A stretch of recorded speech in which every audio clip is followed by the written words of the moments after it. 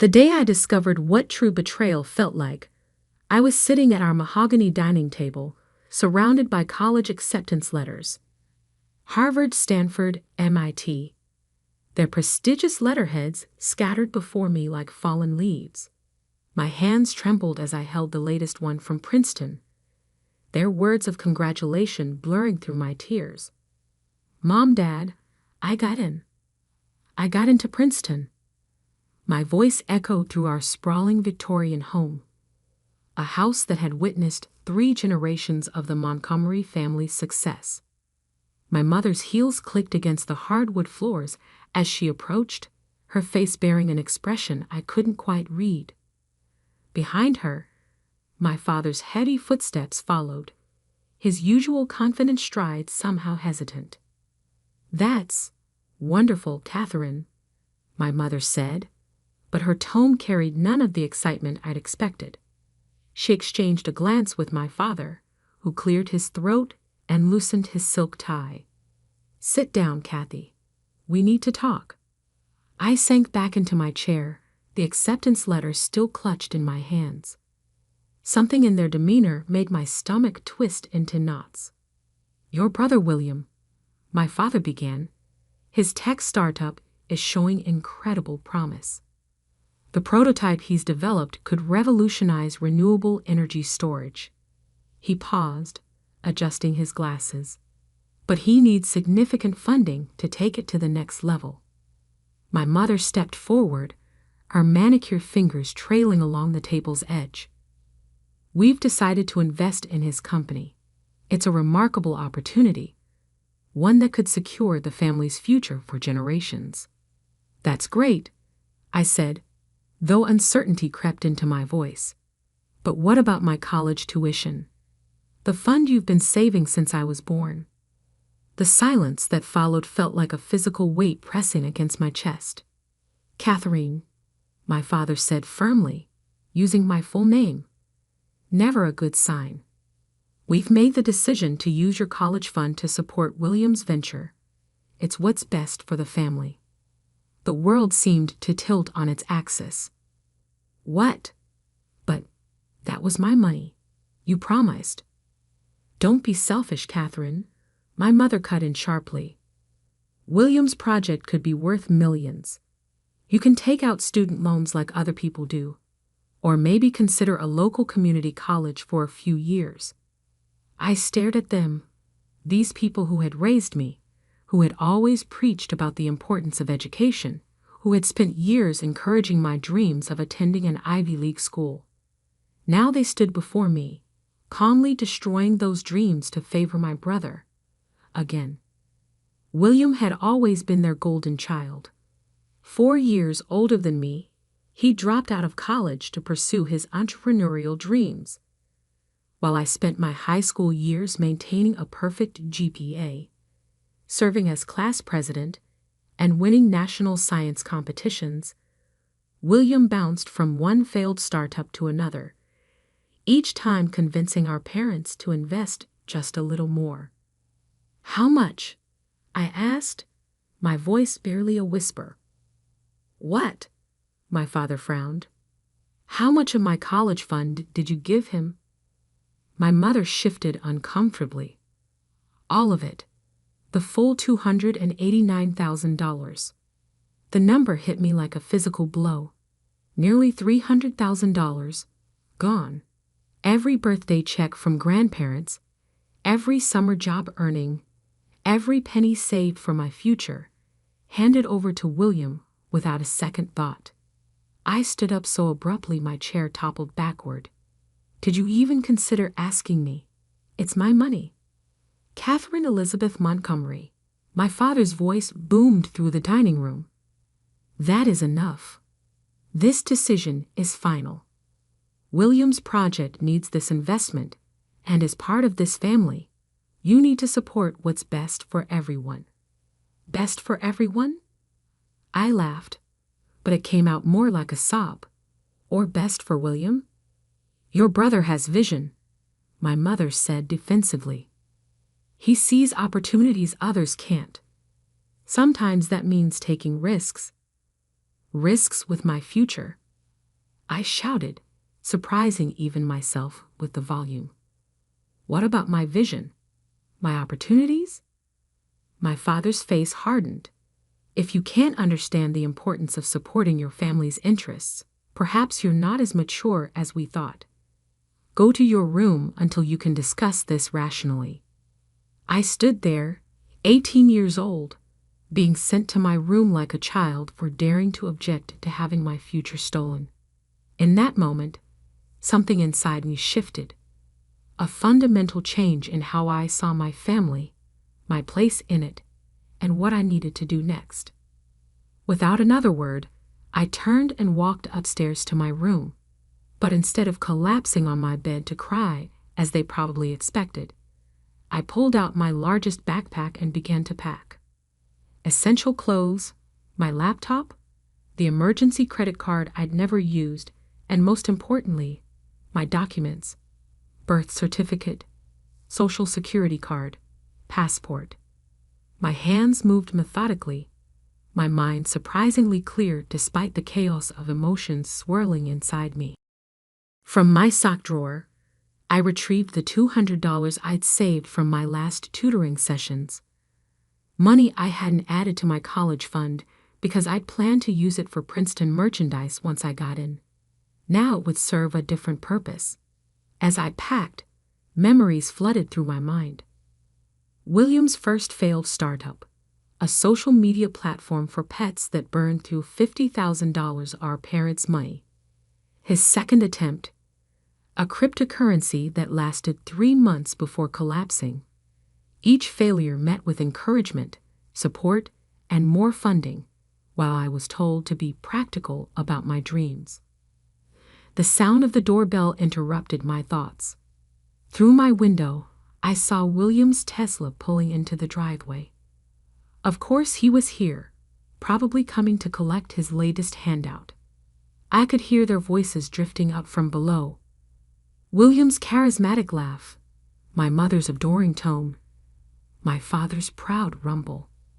The perfect family moment, complete with their perfect son and his perfect excuses for needing more money. Opening my laptop one last time, I wrote 2 emails. The first to Princeton. Dear Admissions Committee, with deep regret, I must decline your offer of admission. Due to unexpected financial circumstances, I will be unable to attend Princeton University this fall. Thank you for the opportunity. Sincerely, Catherine Montgomery. The second email went to my parents. Mom and Dad, you've made your choice, and now I'm making mine. Don't look for me. Don't try to contact me. I'll find my own way without the family money or the family name. Catherine. I hit send, then removed the battery from my phone. From downstairs, I could hear William launching into another enthusiastic pitch about his revolutionary technology. In his world of dreams and schemes, $289,000 was probably just another number, just another stepping stone to his imagined success. But for me, it was the last straw. Slinging my backpack over my shoulder, I took one final look at my room, at the debate team trophies, the science fair medals, the honor roll certificates, all evidence of a life spent trying to earn the approval of parents who would always choose William first. I climbed down the trellis outside my window, something I hadn't done since I was 14. My feet hit the ground softly, and without looking back, I walked away from the Montgomery family estate. In my pocket was $200. In my head was a lifetime of straight A's and academic achievements. And in my heart was a burning determination to prove that they had made the biggest mistake of their lives. I didn't know then that 10 years later, I would be sitting across from them in a corporate boardroom, watching them pitch their failing company to potential investors, not realizing that their last hope for salvation was the daughter they had dismissed so easily. But that part of the story would come later. First, I had to build something from nothing. First, I had to become someone they would never expect their practical daughter to be. With each step away from my childhood home, my resolve strengthened. They wanted to bet everything on William. Fine. I would bet everything on myself. And I wouldn't need their $289,000 to do it. The first night of freedom tasted like cheap coffee and desperation. I sat in a 24-hour diner on the outskirts of Boston, my backpack tucked securely under my feet, watching my phone battery slowly die. Before it went dark completely, I saw 17 missed calls from my mother, 5 from my father, and 1 text from William. "Don't be dramatic, Kathy. Come home." I ordered another coffee, spreading my remaining cash on the laminate table. $178.42. The bus ticket from Connecticut had taken a bigger bite than expected. "More coffee, hun?" The waitress, Maria, had kind eyes and wore a name tag with 5 gold stars. "Thanks," I said, then hesitated. "Are you hiring?" She looked me over. Pristine college interview clothes, expensive laptop, the obvious signs of a privileged kid playing runaway. But something in my expression must have touched her because she didn't immediately dismiss me. "Kitchen help," she said finally.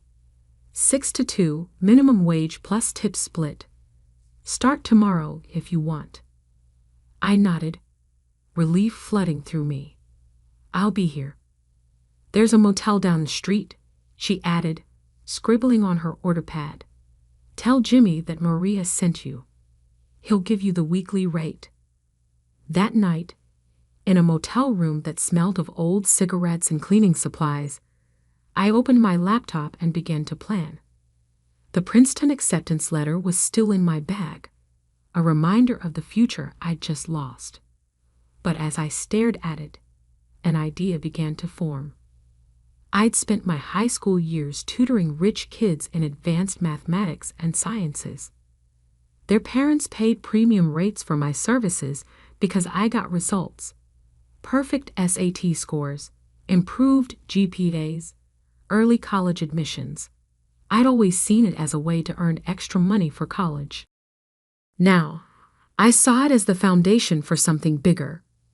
Opening a new document, I began to type: Elite Academic Consulting Specialized Tutoring and College Admissions Guidance founded by a Princeton-accepted scholar. I worked through the night, building a simple website using my coding skills from AP Computer Science. By dawn, I had created professional-looking business cards at an all-night print shop, spending $50 of my precious savings. The next 6 months fell into a grueling routine. From 6 a.m. to 2 p.m., I worked at the diner, learning every aspect of the business I could. Maria, it turned out, had owned the place for 20 years. She taught me about inventory management, staff scheduling, and most importantly, how to read people. From 3 p.m. to 9 p.m., I built my tutoring business. My first client came from a regular at the diner who overheard me helping Maria's daughter with calculus during my break. Word spread quickly among the wealthy suburbs of Boston. There was a young tutor who had gotten into Princeton, but chose to defer, who could explain complex concepts clearly, who guaranteed results. I never mentioned my real last name. Catherine Montgomery became Kate Morgan, and my clients never questioned it. They cared about results, not pedigree. By month 3, I was making enough from tutoring to quit the diner, though I still helped Maria with her books on weekends. She'd become something between a friend and a mentor, teaching me lessons about business that no Ivy League school could match. "You're good with numbers," she said one Sunday, watching me optimize her inventory system. "But you're better with people. That's where real money is made." She was right. My tutoring clients weren't just paying for academic help. They were paying for confidence, for hope, for a chance at the future their children dreamed of. It was something I understood intimately. One day, as I was reviewing a student's college essay, his mother made an offhand comment that would change everything. If only you could clone yourself. Every parent in Boston would hire you. That night, I couldn't sleep. Clone myself? No, but I could scale. I reached out to other high-achieving students who had gotten into top colleges but chose to take gap years. Many were brilliant, but needed money, just like me. I offered them a proposition: work under my brand, use my methods, and earn 70% of the fees while I handled marketing and client acquisition. Within 2 months, Elite Academic Consulting had 10 tutors. Within 6 months, we had offices in Boston, New York, and Greenwich, Connecticut, though I carefully avoided any locations too close to my family's social circle. My first million came faster than I expected, earned through a combination of the tutoring business and strategic investments in tech stocks. I lived modestly, pouring every spare dollar into expansion. While William was probably still burning through my college fund on his latest venture, I was building something sustainable. But I knew tutoring was just the beginning. Through my wealthy clients, I began to hear whispers about investment opportunities, startups seeking funding, established companies looking for fresh perspectives. I listened, learned, and most importantly, I planned. The breakthrough came during a tutoring session with Emma Chen, daughter of tech mogul James Chen. As I helped her with advanced economics, I noticed the investment prospectus for his company, Chen Tech Solutions, lying open on his home office desk.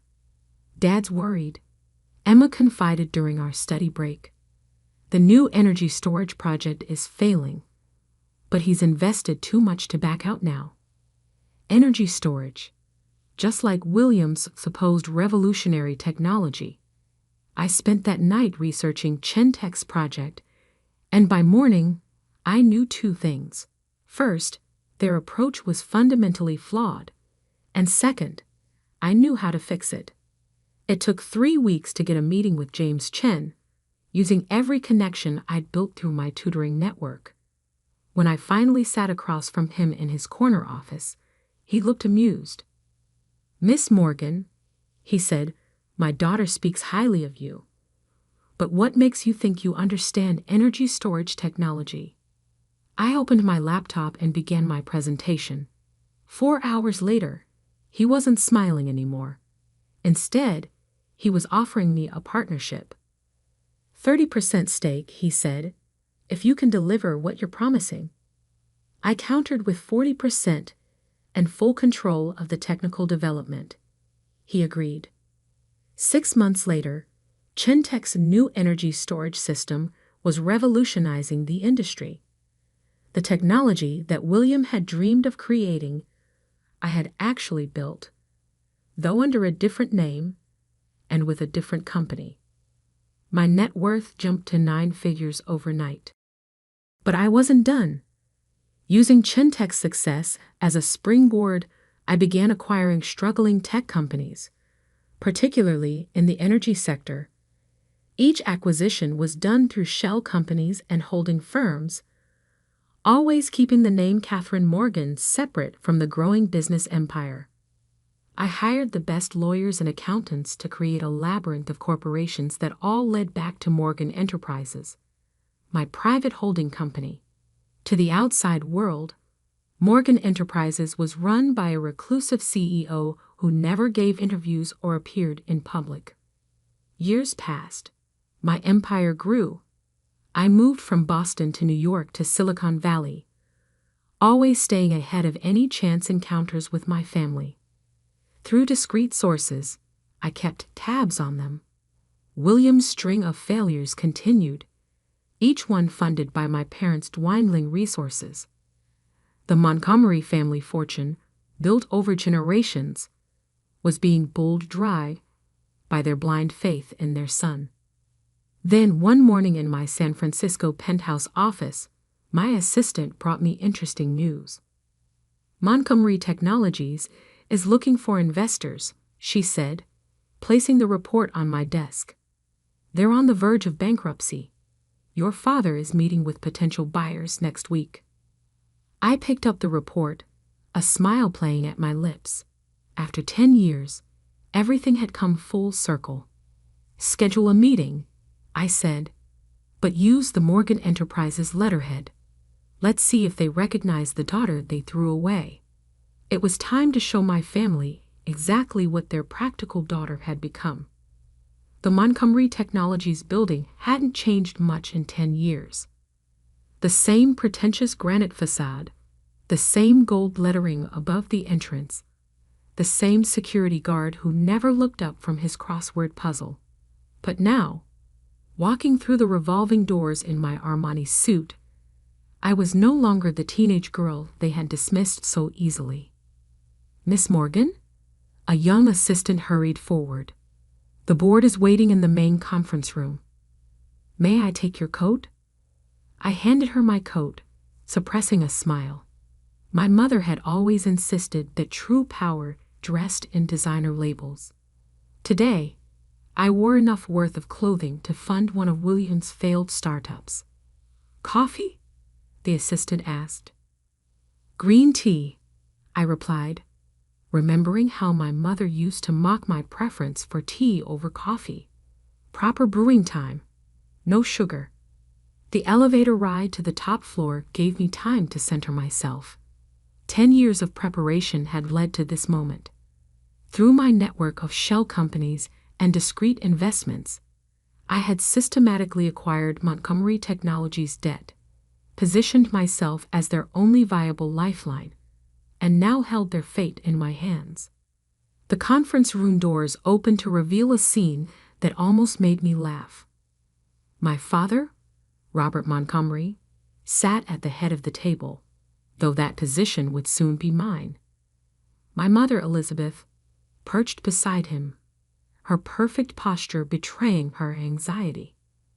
And William, my dear brother who had burned through my college fund and much of the family fortune, slouched in his chair, tapping away at his phone. Miss Morgan, my father stood, extending his hand. Thank you for coming. We've heard remarkable things about Morgan Enterprises. I shook his hand firmly, noting the slight tremor in his grip. The great Robert Montgomery was nervous. Good. Please, I gestured for him to sit.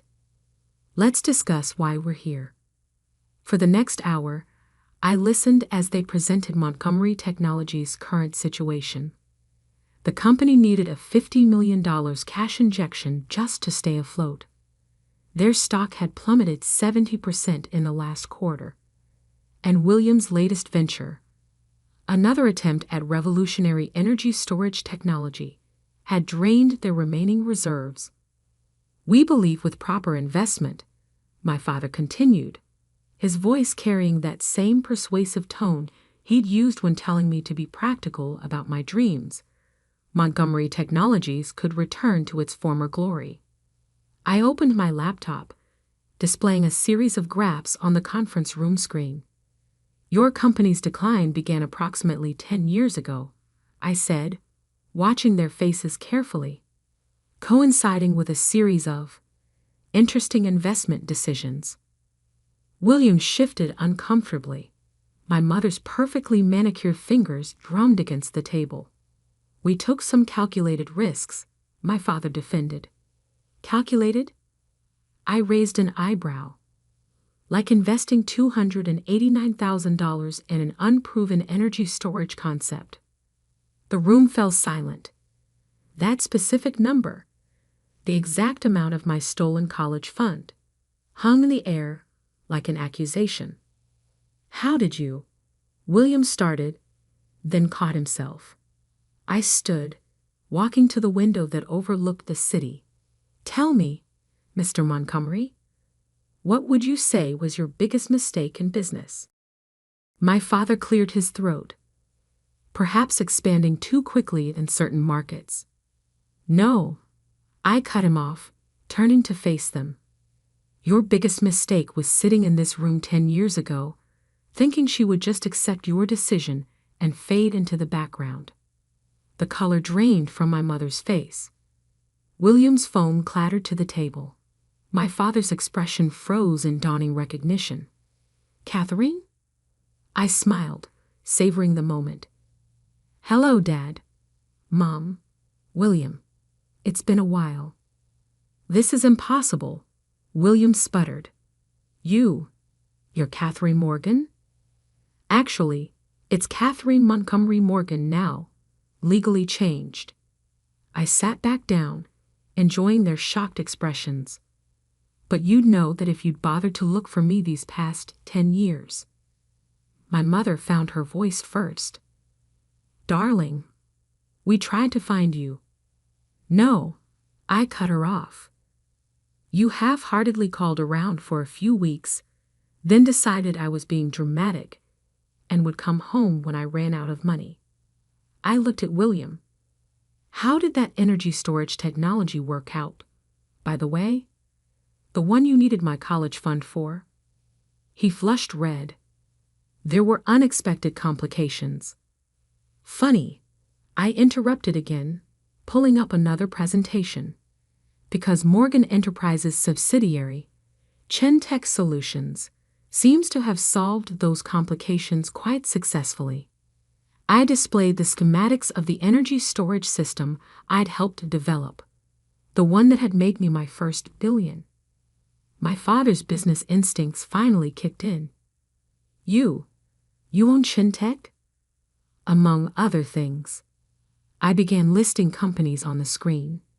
Chentech Solutions, Elite Academic Consulting, Morgan Global Ventures, and as of last month, approximately 40% of Montgomery Technology's outstanding debt. The room spun into chaos. William jumped up, knocking over his chair. My mother pressed her hands to her face.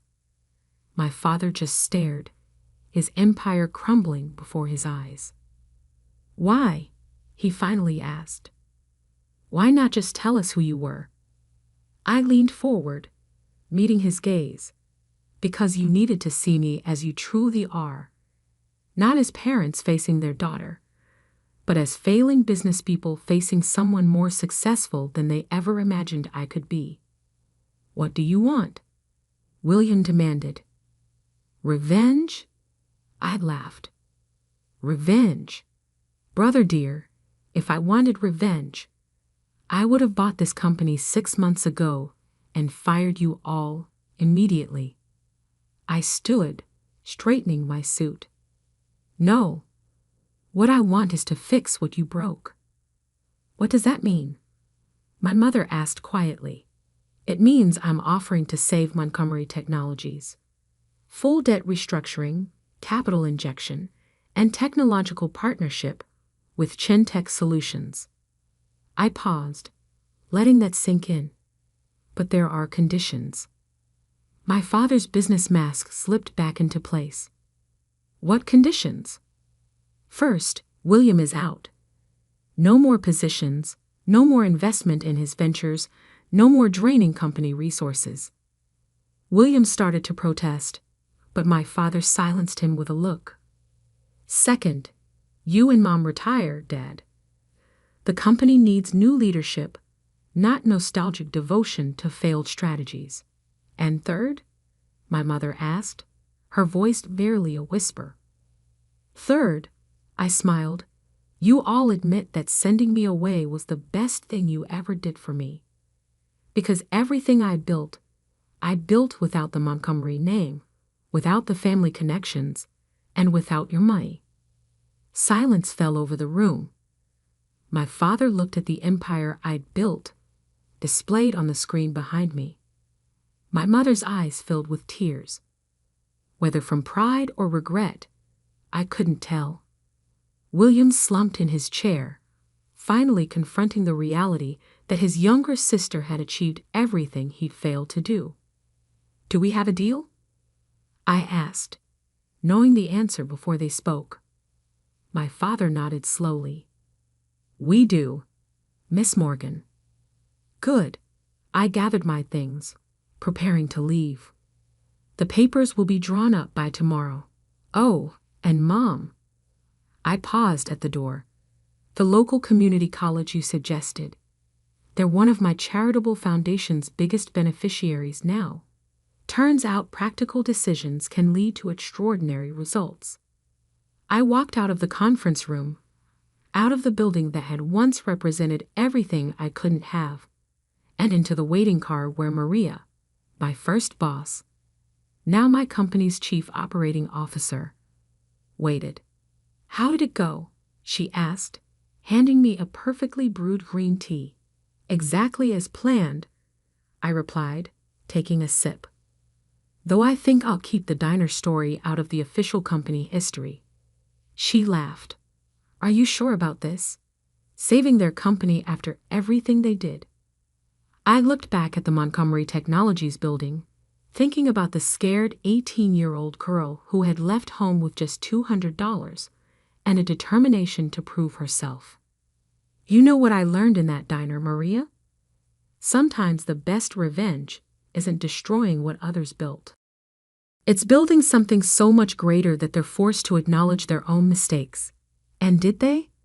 I smiled, thinking of my father's face when he realized who I was, of my mother's tears, of William's final defeat. They will. Every time they see the new company letterhead, Montgomery Morgan Technologies. You're keeping the Montgomery name. Of course, I said, opening my laptop to check the markets. After all, I did promise to support the family business. I just did it my way. As we drove through the city, past the skyscrapers and offices that had once seemed so far out of reach, I thought about that acceptance letter to Princeton, still preserved in my office.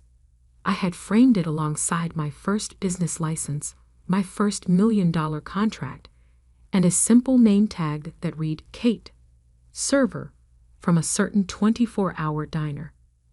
Sometimes the best future isn't the one that's planned for you, but the one you build for yourself. $1 at a time. One dream at a time. One victory at a time. And sometimes, just sometimes, $200 and an unwavering belief in yourself is worth more than all the family fortunes in the world.